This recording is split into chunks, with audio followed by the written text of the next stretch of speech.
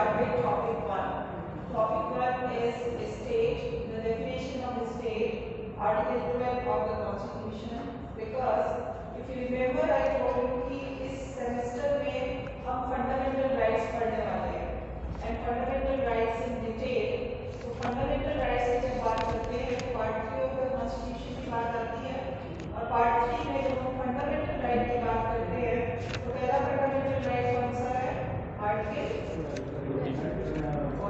14 of the Constitution. Article 14 आपका first fundamental right है, लेकिन पार्ट 3 स्टार्ट होता है आर्टिकल 12 से. क्यों आर्टिकल 12 से स्टार्ट होता है? Any idea? It defines state and most of the fundamental rights, not all, most of the fundamental rights they are available against the state action. तो state action के against fundamental right available है, तो we should know first what all will come under the definition of state. That is why Article 12 defines state. कि सबसे पहले state क्या है? Because if fundamental right is being violated, then the first thing you need to know against whom you can file a complaint, against whom a writ petition can be filed. Writ petition can be filed only if the organization violating your fundamental right comes under the definition of state. Otherwise, not. तो सबसे पहले challenge भी majority की होती है इस ground पे कि हम तो स्टेट नहीं है. जब हम स्टेट नहीं है तो writ petition मेजरेबल नहीं है. तो writ petition we all know for the purpose of Article 32 of the Constitution. 32 किस चीज के लिए अवेलेबल है? फंडामेंटल राइट्स के वायलेशन के लिए. तो 32 के अंदर में writ petition केवल तभी फाइल की जा सकती है जब वायलेटर आपका स्टेट की डेफिनेशन में आए. लेकिन अगर कोई स्टेट में नहीं आता, that does not mean that every person is without any remedy, then writ petition can be filed under 226 but not under 32. क्योंकि 226 का स्कोप ब्रॉड है. 226 in addition to violation of fundamental right, it gives remedy for violation of legal rights also. तो अगर if I am saying that particular organization is not a state, that does not mean that every person is without any remedy. He can file a writ petition under 226 but certainly not under Article 32. तो अब हम आते हैं state की definition पे. State की definition समझनी क्यों जरूरी है? क्योंकि the court is of the opinion and in initial cases there are number of cases which we will discuss under this particular topic, but we will start with the first case, that is P.D. Shamdasani. P.D. Shamdasani सबसे पहला case है जो आप इस point पे लिखोगे.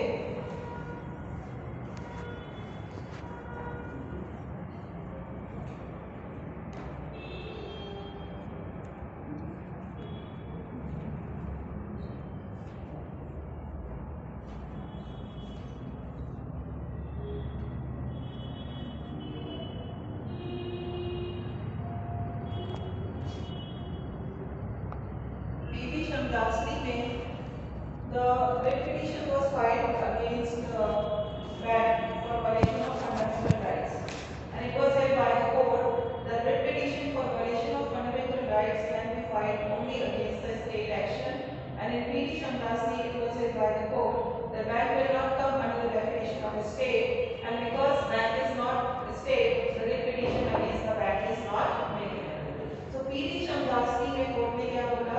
Writ petition is maintainable for violation of fundamental rights. It is available only against the state action. तो इसके बाद धीरे-धीरे कोर्ट्स ने स्टेट की डेफिनेशन को ब्रॉड करना शुरू किया. स्टेट की डेफिनेशन को ब्रॉड करना शुरू किया because now we talk about welfare state. जो initially state होता था, state used to be a police state. Being a police state, the function of the state was limited to maintaining law and order. And जब welfare state का concept आया, when this concept of police state turned into the concept of welfare state. Welfare state में the function of the state multiplied in multiple dimensions. तो जब function state का multiply हुआ multiple dimensions में, तो उन functions को perform करने के लिए organizations state being abstract entity, state खुद से तो सारा काम नहीं करेगा, state needs somebody to perform those functions. तो उस टाइम पे different different organizations they emerge for the purpose of helping the government, and they emerge as third limb of the government। अब ये ऑर्गेनाइजेशंस अगर जो स्टेट की category में नहीं लाए जाते तो क्या कॉन्सिक्वेंसेस होंगे? They will violate fundamental right. और चूंकि वेलफेयर स्टेट के सारे काम ये संभाल रहे हैं, बर्थ से लेकर डेथ तक आपकी हर चीज में इनका दखल है, they will violate fundamental right. At the time of liability they will easily escape by saying that we are not state, and we are not state, then repetition is not maintainable against us। Are you getting the point? उस situation में fundamental rights का purpose ही frustrate हो जाएगा, fundamental rights ही redundant हो जाएंगे, क्योंकि आप violation में रेमेडी नहीं क्लेम कर पाएंगे। इसलिए the court started expanding the scope of state। slowly and gradually court ने स्टार्ट किया स्टेट के स्कोप को एक्सपैंड करना, लेकिन ये जो स्टेट के स्कोप को एक्सपैंड किया गया है, it is only for the purpose of part 3 and part 4 of the constitution.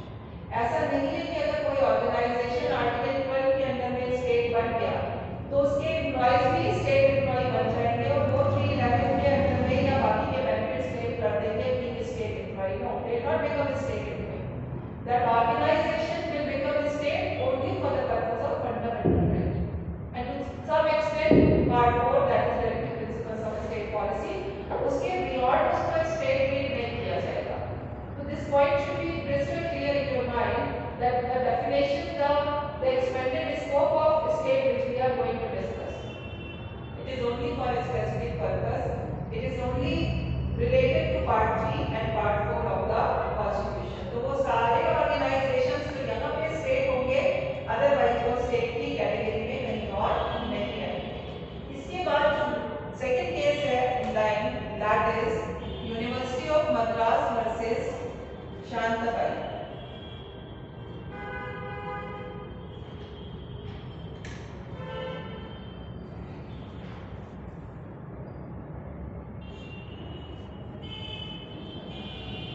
University of Madras versus Shantabai में कोर्ट ने एग्जिस्टेंस जनरस का डॉक्ट्रिन दिया।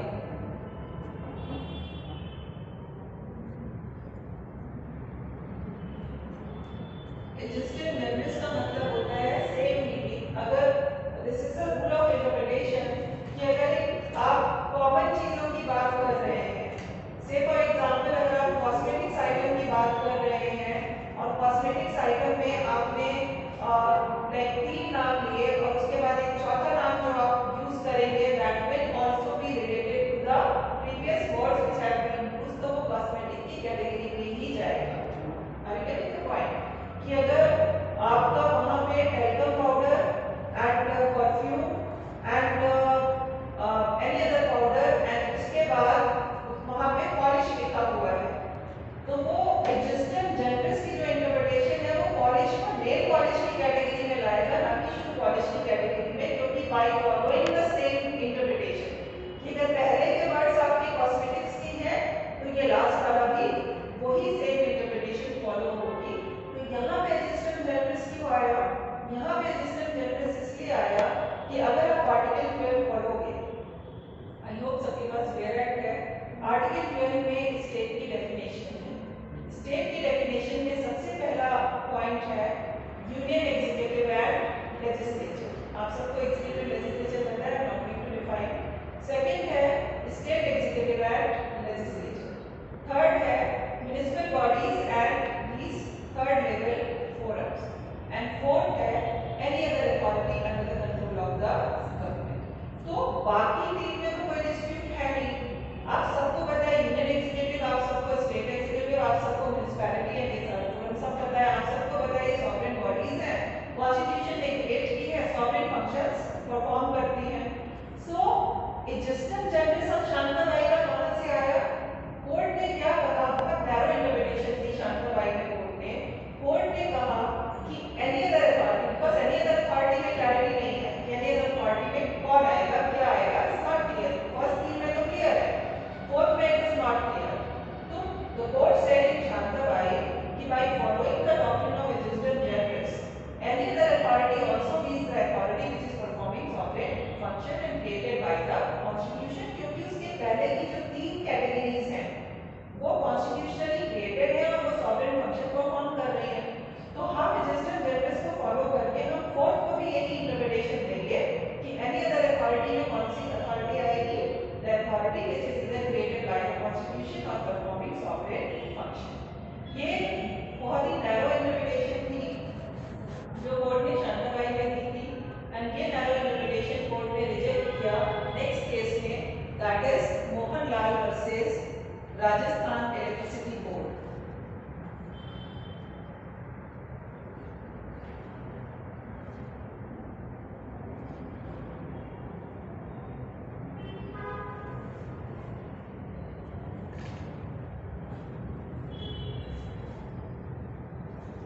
मोहनलाल कोर्ट ने रजिस्टर जनरल्स का कंसेप्ट को and opinion given by the court in Shantabai, it was rejected by the court and the court said that no, we cannot follow this doctrine of this rule of interpretation register generals follow करके हम any other authority को नहीं समझ सकते। Court ने कहा any other authority means the authority which has got some power to frame the rules and also has got power to punish the violation of those rules। तो अगर sovereign है या नहीं है कोई फर्क नहीं पड़ता, कॉन्स्टिट्यूशनली क्रिएटेड है या नहीं है कोई फर्क नहीं पड़ता, क्या देखेंगे court, the court will see that whether that organization has got certain power to frame the rules and if those rules are being violated then that organization has got power to punish. अब electricity board को power है rules बनाने का and वो rules comply भी होने चाहिए, अगर नहीं कंप्लाई होंगे तो इलेक्ट्रिसिटी बोर्ड को पावर है पनिश करने का। तो on that basis it was held by the court that electricity board will come under the definition of state, no matter it is not performing sovereign function, no matter it is not created by the constitution, but electricity board under the expanded definition of state it will come under any other authority और any other authority के under में आके वो state की category में आएगा। Is it clear? इसके बाद जो हमारा नेक्स्ट केस है वो है Sukhdev Singh versus Bhagat Ram.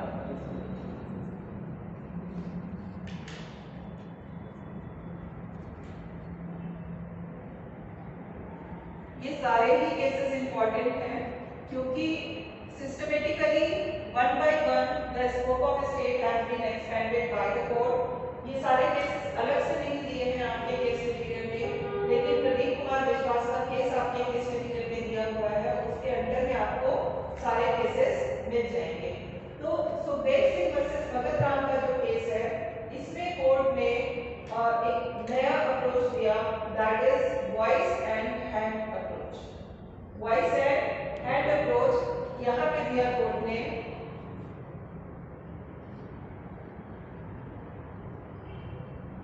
or voice and hand theory you can say, in which the court gave the concept of agency or instrumentality of government. The court said that if any organization, यहाँ पे justice Matthew की opinion है और justice Matthew की बहुत important opinion है इस case में, when he said that state being abstract entity, the functions of the state are being performed by corporations. These corporations, they have emerged like third limb of the government, and if they have been exempted from the purview of the state, they will violate the fundamental rights of the people of this country, and at the time of liability they will escape by saying that we are not a state, the writ petition against us is not made. तो यहाँ पे court ने बोला कि हम voice and hand देखेंगे कि whose voice is controlling the organization and whose hands are controlling the organization. No matter if voice is of the government, if hands are of the government, the face will not help that organization और केवल उस basis पे कि हम तो corporate sector है, हम तो ऑर्गेनाइजेशन है, हम स्टेट की डेफिनेशन में नहीं आएंगे, कोई एक्सेप्शन नहीं मिलेगा। सो इस केस में बेसिकली 3 ऑर्गेनाइजेशंस का स्टेटस डिस्प्यूट में था, ONGC,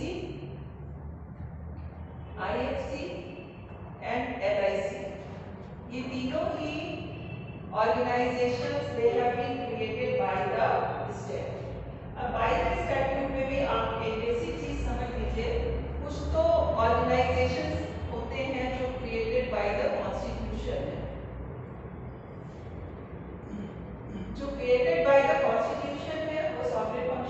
अडॉप्ट करते हैं और कॉन्स्टिट्यूशन में जैसे कि इलेक्शन कमीशन हो गया आपका कॉन्स्टिट्यूशन क्रिएट करता है, तो वो आपका कॉन्स्टिट्यूशनली क्रिएटेड ऑर्गेनाइजेशन में आ जाएंगे, they will be treated as state.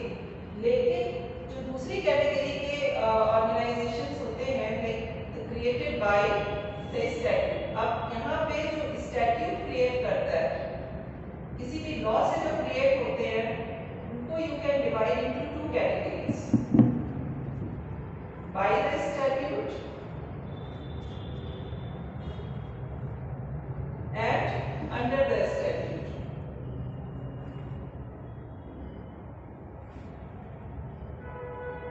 ये दोनों का डिफरेंस समझना आपको जरूरी है बिकॉज आगे केसेस में ये यूज होगा।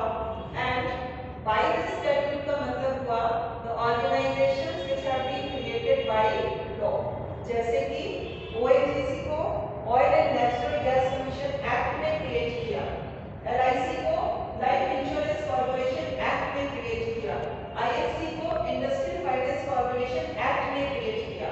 तो ये सारे ही ऑर्गेनाइजेशंस कैसे क्रिएट हुए हैं? They have been created by the statute. So if any organization, so Dev Singh में जस्टिस मैथ्यू ने कहा कि if any organization has been created by the statute and it is acting as agency or instrumentality of the government, that means it is under control of the government, भले ही remote control से operate कर रहा हो, if it is under control of the government, that organization will come under the definition of state. Is it clear? इसके बाद सुखदेव सिंह में this judgment was given by the bench and the same bench on the very same day in a different case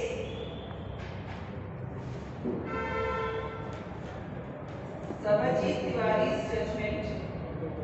In that case the very same bench discussed the matter regarding the